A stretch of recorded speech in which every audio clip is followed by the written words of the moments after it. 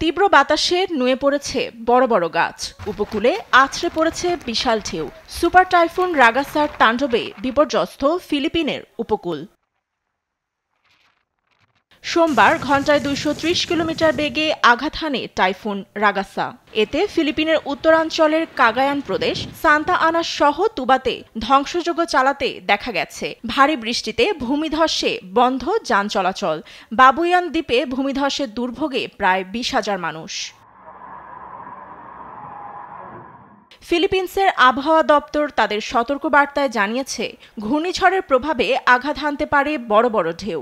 শঙ্কা রয়েছে বন্যা ও প্রাণহানির। দুর্ঘটনা এড়াতে বন্ধ রাজধানী মানিলা সহ দেশের বেশিরভাগ স্কুল ও সরকারি অফিস।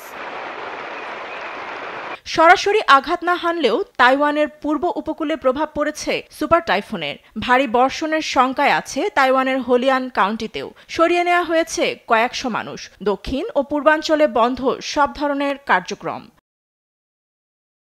ফিলিপিন্সে তাণ্ডব চালিয়ে টাইফুন অগ্রসর হচ্ছে চীনের দক্ষিণে। মঙ্গলবার প্রবল বাতাস ও ভারী বর্ষণের পূর্বাভাস দিয়েছে সংশ্লিষ্ট কর্তৃপক্ষ। বিপর্যয় এড়াতে গুয়াংডংয়ে নেওয়া হয়েছে সর্বোচ্চ প্রস্তুতি। শেনজেন শহরে প্রায় ৪ লাখ মানুষকে সরিয়ে নেওয়ার পরিকল্পনা নিয়েছে প্রশাসন।